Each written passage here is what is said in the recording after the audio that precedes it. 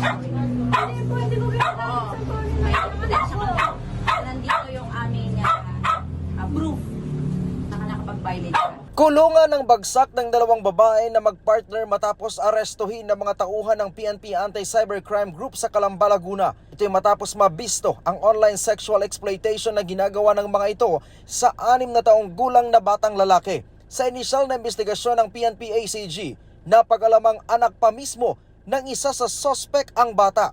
Ikinasa ang operasyon ng pinagsanib na puwersa ng PNP ACG, Calamba City PNP, Australian Federal Police at Calamba City Social Services matapos maaresto ang isang 33 taong gulang na lalaki mula sa South Wales, Australia na isa sa mga naging kliyente ng mga suspect. Ang kanilang modus, nakikipag-video call ang mga suspect sa kanilang kliyente na pawang mga dayuhan. Habang magka-video call ay ipinapakita sa mga kliyente nila ang masiselang parte ng katawan ng bata. Bukod dito, ay nagpapadala din daw ang mga ito ng mga larawan ng pribadong bahagi ng katawan ng bata. Kapalit nito, ang nasa 1,000 hanggang 5,000 piso. Inaalis ka pala nila.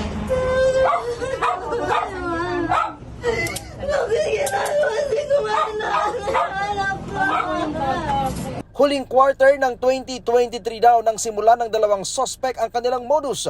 Sa iba't ibang dating app naghahanap ng posibleng kliyente ang dalawang suspect. Ayon po sa investigasyon, nagagawa po nila ito because of money. Yun po yung ginagawa ng nanay tsaka yung partner ay binibenta itong mga sisain para po magkaroon sila ng income. Isinilalim na sa inquest proceedings at naharap na sa patong-patong na kaso ang dalawang suspect na maaaring maharap sa panghabang buhay na pagkakakulong. Bukod dito ay maaari din silang magmulta ng hindi bababa sa 2 milyong piso at hindi naman lalagpas sa 5 milyong piso.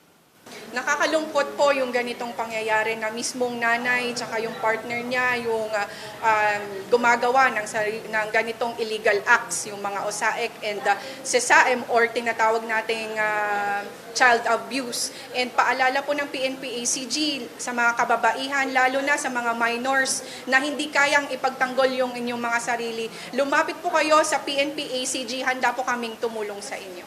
Nasa pangangalaga na ng DSWD ang minor de edad na biktima. Ryan Lisiges para sa Pambansang TV sa Bagong Pilipinas.